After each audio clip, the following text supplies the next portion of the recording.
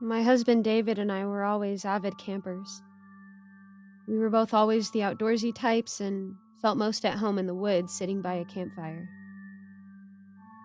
Something about the peace of nature and silence of the forest would always put my mind at ease. However, we could never find that peace at a state park or private campground. It just wasn't the same as the primitive camping we enjoyed so much. We always picked up the best spots from locals and other primitive campers. There are so many beautiful views and peaceful sights that are hidden away. There are so many beautiful views and peaceful sights that are hidden away. One such site we heard about was about 5 miles off of Route 3 in Vermont's Northeast Kingdom. We heard stories about the mountain views and a peaceful lake that was one short hike away. We drove up to one of those dirt rest stops for when you need to use the bathroom or switch drivers and began our hike from there. After about 2 hours of hiking, we found a clearing in the forest. It was roughly 30 feet across and just as wide. We immediately began setting up camp. David began to set up the tent and I went to collect some branches for kindling. While collecting some kindling, I heard something off in the distance. I wasn't sure what it was at first, but then I heard it again, and the noise was much clearer. Laughter. I mentioned what I heard to David, and we agreed it was most likely someone else camping nearby. I was a little disappointed at the idea that this site wasn't as isolated as we thought. But I wasn't going to let this ruin our trip. After setting up our camp, we went looking for the mountain view we heard about so much. Amazingly, it was only a 15-minute hike from our site. The view was beautiful. The vibrant oranges and reds of early autumn spread across the rolling mountains was something I never tired of. We sat on the edge of the cliff and enjoyed our trail mix while taking in the nature Vermont is known for. Once we began to pack up and head back, I heard the laughter. Closer this time. It was coming from down the cliff and it was much clearer. It was high-pitched and giggly, like that of a small child. I pointed this out to David, but he didn't hear anything. He played it off as being the wind or maybe the campers I heard earlier. I really wanted to believe him, but something about the laughter was just wrong. I pushed down my concerns and we returned to camp. The sun was starting to go down when we got back to camp, so David got a fire going while I started prepping dinner. We sat in our chairs, roasting hot dogs over the fire, just talking when I heard that laughter a third time. At this point, I was getting a little freaked out. David heard it this time and agreed that it was creepy, but said it was probably nothing to worry about. He rationalized it was probably just other campers, but just in case, we would load the Glock 19 and keep the handgun and bear spray close when we went to sleep. This made me feel more comfortable about staying. I didn't want the trip to end, but I couldn't shake the feeling that something was wrong. I eventually relaxed enough to fall asleep. I woke up a couple hours later in the pitch black. I wasn't sure why I woke up or why I couldn't seem to get back to sleep. That was until I heard that laughter again. Only this time, it wasn't so distant. It was close, very close. It sounded almost right outside the tent. It almost seemed to bounce around, coming from different directions until it was coming from every direction.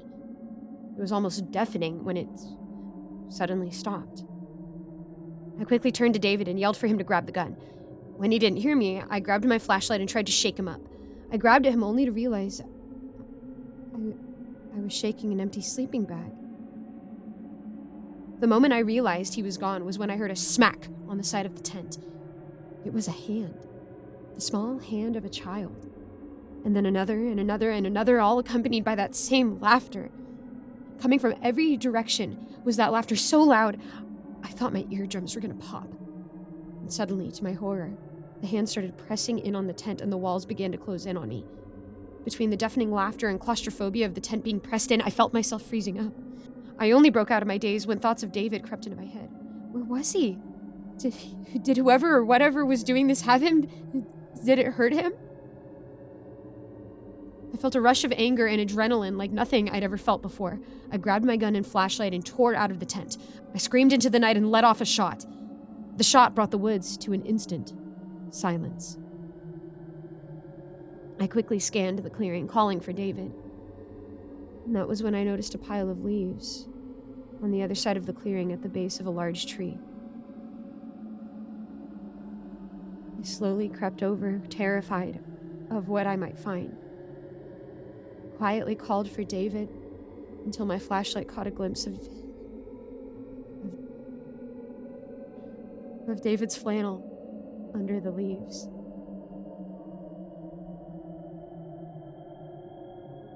I brushed the leaves aside and was met with David. His skin was pale and cold to the touch. His eyes were still and lifeless. My David was dead. Upon seeing my husband dead, all my confidence was replaced by pure dread. This dread was closely followed by laughter. That laughter taunting me. My fight or flight hit me hard and I chose flight. I grabbed my bag and ran in the direction of the trailhead, the laughter following me the whole time. When I arrived at the car, I locked myself inside and called 911, begging for help. Some rangers and state troopers showed up with an ambulance in tow. They scoured the woods, finding my campsite and my David, but little else.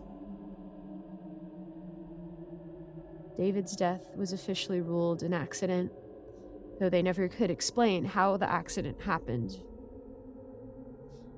But I know what happened. Something in those woods killed him. It's still out there, and I think he might have followed me home. Sometimes, on quiet nights, when I listen closely on my back porch, I hear the faint sound of a child's laughter.